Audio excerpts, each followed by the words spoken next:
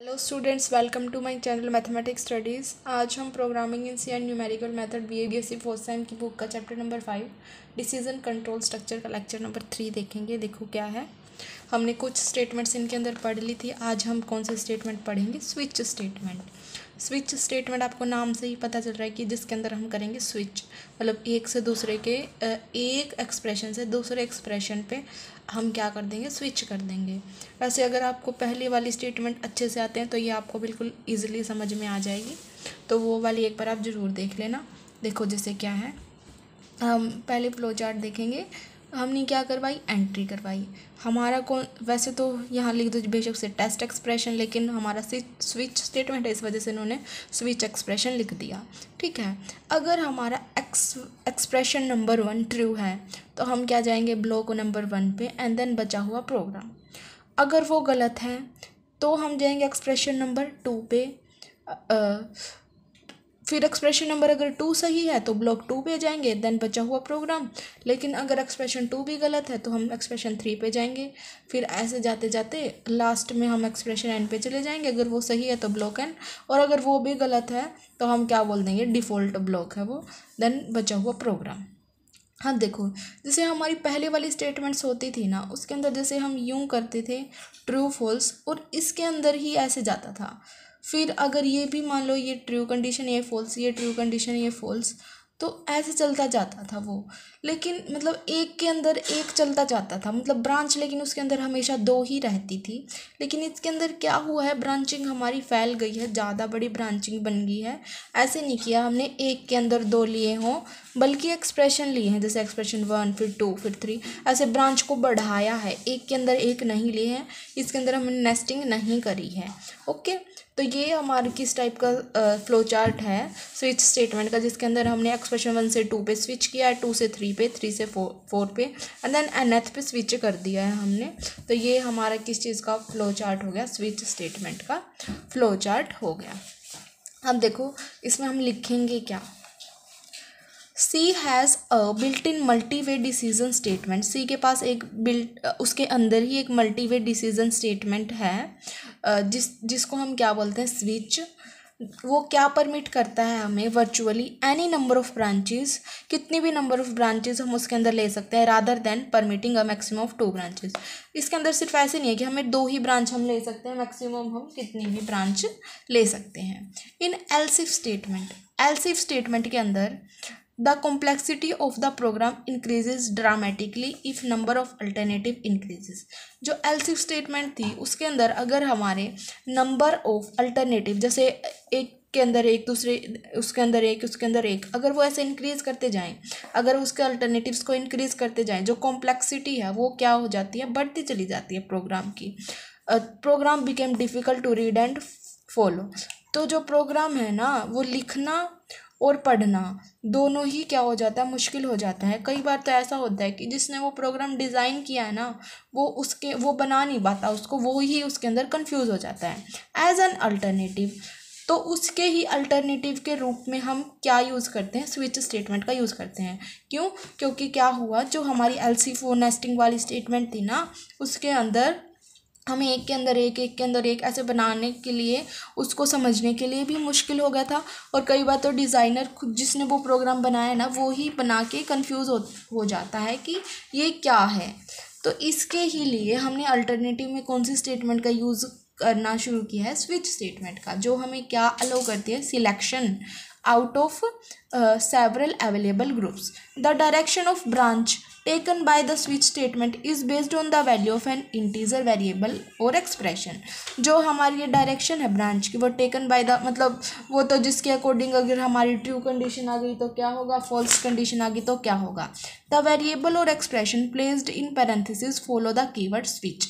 इसके अंदर जैसे हमारी इफ एल्स स्टेटमेंट में हमारा इफ होता था, ये हमारी जो स्विच स्टेटमेंट है उसके अंदर हमारा क्या होगा? स्विच हो जाएगा। जैसे जो स्टार्टिंग होगी वो हमारी जनरल फॉर्म किससे होगी? स्विच से।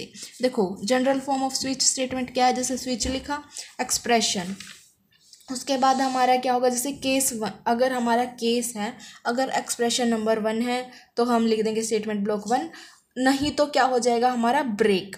ये ब्रेक लिखते हैं इसके अंदर हम। फिर फिर हम लिखेंगे case expression number 2, statement block नहीं तो ब्रेक। फिर ऐसे ऐसे हम करते जाएंगे। फिर हमारे लास्ट में क्या आ जाएगा, default and then default block, और हमारे क्या हो जाएगा, अगर हमने स्टार्ट करी है ब्रेसेस तो इसको क्लोज भी जरूर करना होता है। The expression represent constant in integer valued expression. जो हमारा एक्सप्रेशन होगा ना वो हमारा ऑलवेज क्या होगा, या तो कॉन्स्टेंट या इंटीजर, कॉन्स्टेंट या फिर इंटीजर वैल्यूड एक्सप्रेशन होगा। They are usually written either as an integer constant or an character constant and are known as case labels. Okay, each of these values should be unique within a switch statement. Of course unique तो होगी ही उसके अंदर। when the switch is executed, जब हम switch का execute करवाते हैं, the expression is evaluated and control is transferred directly to the group of statement whose case label matches the values of expression. The break statement at the end of each block signals the end of the particular case and cause the control to the transferred out of the switch statement, thus preventing the remaining group from being executed. क्या बोलते हैं इन्होंने कि जैसे हमने case start कर दिया, उसके बाद हमने स्टेटमेंट ब्लॉक ली, लेकिन जो ये ब्रेक है इसका हम ये ब्रेक का यूज़ क्या कर रहे हैं, तो ये क्या करेगा, ये ब्रेक हमारा केस 1 को तो कर देगा ख़त्म। ठीक है, कि मतलब अब केस 1 का कोई यूज़ नहीं रहेगा, फिर हम सीधा केस 2 पे जाएंगे, उसकी कोई हमें आउटपुट नहीं मिलेगी केस 1 की। जैसे हमारी इफ़ एल्स स्टेटमेंट में क्या होता था, वो ऐसे एक के बाद एक, एक के बाद एक बनती रहती थी, तो उसमें क्या हो जाता था, हमें सब की आउटपुट मिक्स होके मिलती थी। लेकिन इसमें क्या है, हमारा पहले एक्सप्रेशन 1 हमारी स्टेटमेंट ब्लॉक 1, अगर वो ठीक है तो ठीक है, वरना ब्रेक। फिर ब्रेक के बाद कुछ उसका हमारे फर्स्ट केस का कोई लेना देना ही नहीं बचेगा। Then case number 2 expression number 2 statement block, then break. फिर भी हमारा कुछ नहीं होता तो वो default and then default block.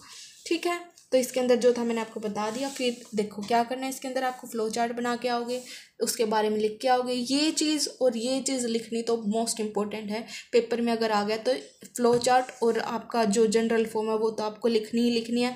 बाकी थ्योरी में आपको फिर जितना याद हो उस हिसाब से आप लिख देना।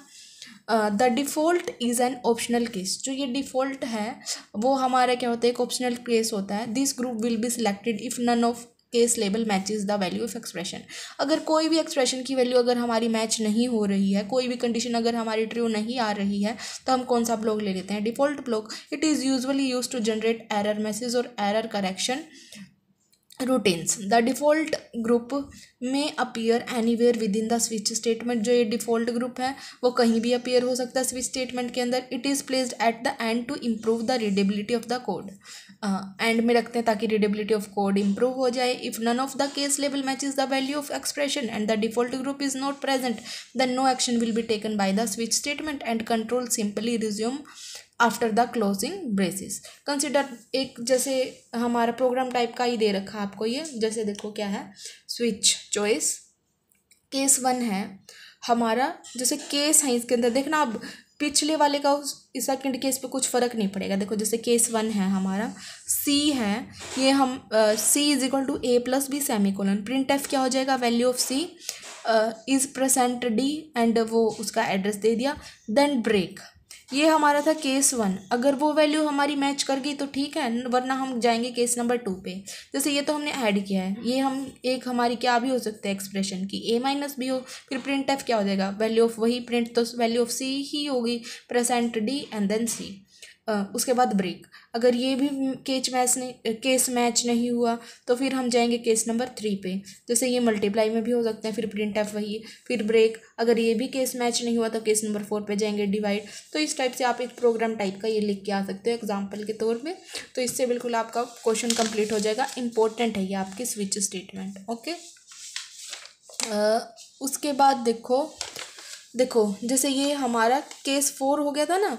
फिर देखो एक और इन्होंने केस बना के देखा, अगर कोई भी मैच ना हो तो हम क्या लिख देंगे, वही default and then print f. Print हमारा क्या हो जाएगा, इनवैलिड चॉइस।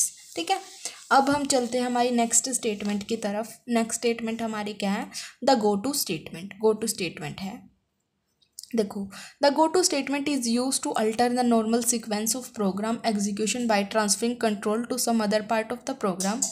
देखो इसमें क्या है, गो टू स्टेटमेंट हमारी क्या करती है, डायरेक्ट हम एक स्टेप से सीधा तीसरे चौथे स्टेप पे पहुंच सकते हैं, या तो हम ऊपर से नीचे की तरफ भी जंप कर सकते हैं, नीचे से ऊपर की तरफ भी जंप कर सकते हैं। तो इस टाइप की स्टेटमेंट हमारी क्या कहलाती है, गो टू स्टेटमेंट। इसको हम ऐसे रिप्रेजेंट कर सकते हैं, go to there, go to here, मतलब यहाँ से वहाँ तक, वहाँ से यहाँ तक, उस तरीके से हम मतलब एक जगह से जो दूसरी जगह पर डायरेक्ट अगर हम ट्रांसफ़र करना हो, डायरेक्ट हमें अगर जंप लगानी हो, तो हम किसका यूज़ कर लेते हैं, गो टू स्टेटमेंट का। बाकी ये इतनी ज़्यादा यूज़ नहीं करनी चाहिए क्योंकि इससे एरर हमारे बढ़ते ही हैं और इसको यूज़ करना भी बहुत मुश्किल होता है। ओके तो गो टू स्टेटमेंट क्या is use to alter the, मतलब हम नॉर्मल जो सीक्वेंस चल रही है ना प्रोग्राम के एग्जीक्यूशन में, उसको डायरेक्ट हम एक पार्ट से दूसरे पार्ट में डायरेक्ट ट्रांसफ़र कर सकते हैं।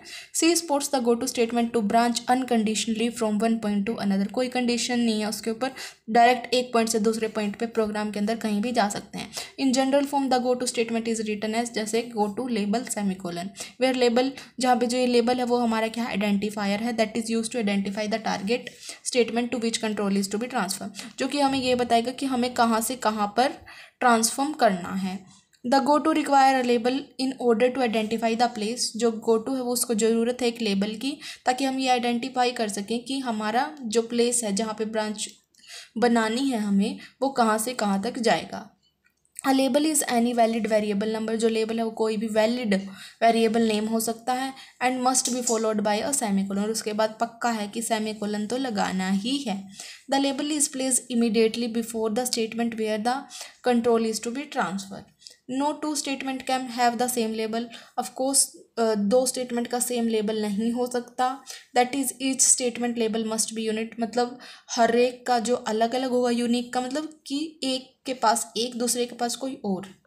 व्हेन द स्टेटमेंट, अगर यह है go to there is encountered, the computer resume execution at the statement immediately following label there, तो वो लेबल देयर उठा लेगा कंप्यूटर, मतलब उसका जो लेबल है वो क्या हो जाएगा, देयर, और हम क्या लिख देंगे, गो टू देयर।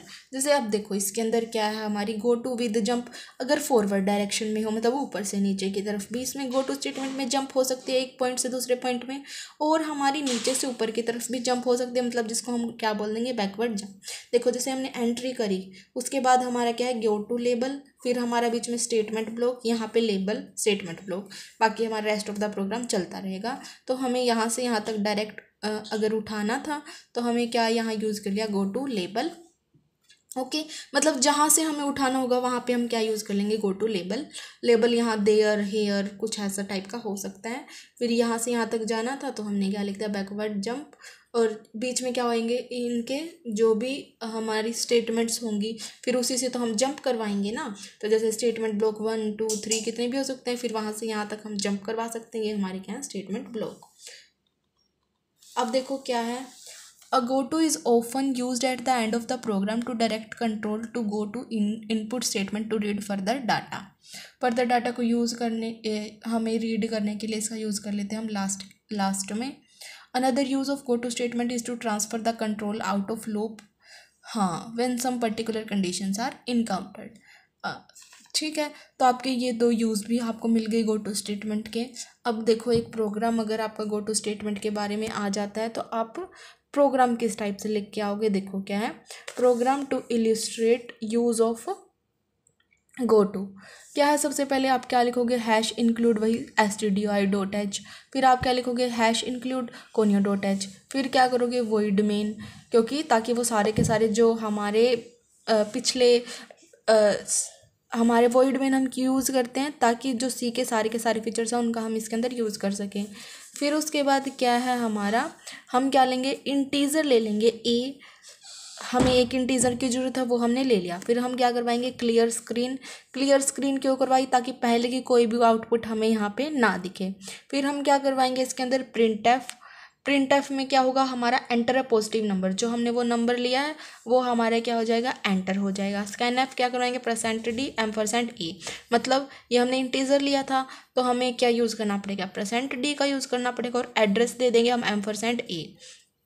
इफ़ a%2 == 0, क्या है, अगर हम इसको डिवाइड कर रहे हैं और वो किसके इक्वल आ रहा है, 0 के इक्वल आ रहा है, तो देखो अगर हमारा a है उसको हम 2 से डिवाइड कर रहे हैं और वो 0 के इक्वल आ रहा है, तो ऑफकोर्स वो इवन नंबर ही होगा, क्योंकि इवन नंबर ही कम्प्लीटली 2 से डिवाइड होंगे। तो प्रिंट एफ क्या हो जाएगा, वो इवन है। फिर हमारा क्या हो जाएगा, वापस वो गो टू देयर इधर चला जाएगा। तो हमारा ये हो जाएगा कंप्लीट। प्रिंट एफ अगर परसेंट डी इज़ ओड ए है तो फिर वो यहाँ आ जाएगा गेट सी एच। जैसे कि फिर ये हमारा क्या होगा, आउटपुट में वो हमें देंगे कि एंटर ए पॉजिटिव नंबर। जैसे हमने 4 एंटर कर दिया तो वो 4 डिवाइड 2 कंप्लीट हो जाएगा, तो इवन हो गया। अगर 13 कर दिया तो वो कंप्लीटली डिवाइड नहीं होगा, तो वो ओड हो गया। अब देखो क्या लिख रखा है इसके बारे में, we should try to avoid using go to as far as possible. क्यों, क्योंकि ऐसे एक से दूसरी जगह पे डायरेक्ट चले जाना कोई ऐसा मतलब इससे हमें ही मुश्किलें होंगी, तो हमें ज़्यादा से ज़्यादा इसका कम यूज़ करना चाहिए। The go to statement is loathed by the advocates of structure programming. If misuse the go to can be make a program virtual impossible to understand. अगर हम इसका गलत यूज़ कर दें तो हमें खुद ही समझ नहीं आएगा प्रोग्राम में कि ये हो क्या गया है, इम्पॉसिबल हो जाएगा हमारे लिए अंडरस्टैंड करना। ओके, अभी आपकी बुक में एक ये वाला भी दे रखा है, program to find area of circle. या आपने कर लेना, बिल्कुल ईजी है। वही hash include conio dot H stdio dot H conio dot void main. फिर आपने रेडियस ले ली, फ्लोट की आर, एरिया ले लिया। क्लियर स्क्रीन कर देंगे ताकि पहले की कोई आउटपुट ना दिखे। प्रिंट एफ क्या बैकस्लैश एन लिख दिया ताकि नेक्स्ट लाइन में हमें मिले। Enter a positive number of radius. उसके बाद स्कैन एफ में क्या हो गया, क्योंकि ये फ्लोट लिया तो percent F and ampersand R, उसको हमें क्या दे दिया हमने, एड्रेस। अगर हमारी रेडियस ग्रेटर देन 0 है तो वही हम एरिया निकाल देंगे। वही क्या होता था हमारा पाई आर स्क्वायर, पाई की वैल्यू लिख रखी है इंटू आर सेमीकोलन। फिर प्रिंट एफ हमारा वो एरिया ऑफ सर्कल। अगर हमारी एल्स अगर ऐसा नहीं है तो you must entered invalid value. फिर हमारा अगर देखो आर की वैल्यू ग्रेटर देन 0, अगर रेडियस ग्रेटर देन 0 है तो हमारा पाई आर स्क्वायर होगा। लेकिन कोई चीज़ ऐसी हो सकती है जिसकी रेडियस नेगेटिव हो, ऐसा तो पॉसिबल ही नहीं है कि किसी चीज़ की रेडियस नेगेटिव हो। तो हमारा वो क्या आ जाएगा, एंटर क्या हो जाएगा, invalid value of radius get C H and then खत्म। वही फिर हम आउटपुट वो बोलेंगे एंटर अ पॉजिटिव नंबर, तो आप रख देना देन एरिया ऑफ सर्कल। वही फिर आप इस तरीके से आपका हो जाएगा। अब ये जो ये नेक्स्ट प्रोग्राम है ये भी आपका काफ़ी important, program to find roots of quadratic equation. Most important है ये, आपका पेपर में आता ही है। देखो क्या है, इसमें भी हम क्वाड्रेटिक इक्वेशंस के रूट निकालने हैं हमें। तो हम क्या करेंगे, वही hash include stdio dot H, hash include conio dot H, math dot H. Quadratic equations वगैरह में हम मैथ डॉट एच का भी यूज़ कर लेते हैं। देन वॉइड में फिर हमने क्या किया, फ्लोट ले लिए सारे A B C, discriminant, root 1 root 2, ये आर पी आई पी, ये इमेजनरी रूट्स वगैरह के लिए ले रखा है। क्लियर स्क्रीन करोगे, फिर प्रिंट एफ करवाएंगे enter coefficients of quadratic equation. Quadratic equations के हमने कोफिशिएंट्स लिख लिए। ओके, जैसे हमारी ये इक्वेशन है A X square plus B X plus C, तो ये हो गए हमारे ए बी सी टाइप के हमारे क्वाड्रेटिक इक्वेशन के कोफिशिएंट्स। तो हमने फिर स्कैन एफ करवा दिया क्योंकि ये सारे फ्लोट हैं। Percent F percent F percent F, ampersand A ampersand B ampersand C, इनका हमें एड्रेस दे दिया सेमीकोलन। उसके बाद क्या है, हम इसके ऊपर वही इफ एल्स की कंडीशन लगाएंगे। इफ़ अगर ए की वैल्यू इक्वल टू 0 है तो प्रिंट एफ हो जाएगा इक्वेशन इज़ लीनियर। अगर ए की वैल्यू हमारी 0 है तो एक्स स्क्वायर वाली टर्म 0 होगी, तो इक्वेशन कैसी हो जाएगी, linear. And it's root is -c/b। तो एक्स की वैल्यू देखो कैसे निकालेंगे, उधर -c/b इक्वल टू 0 हो गया ना, उधर चले जाके -c/b आ गया तो इसका रूट ये आ जाएगा।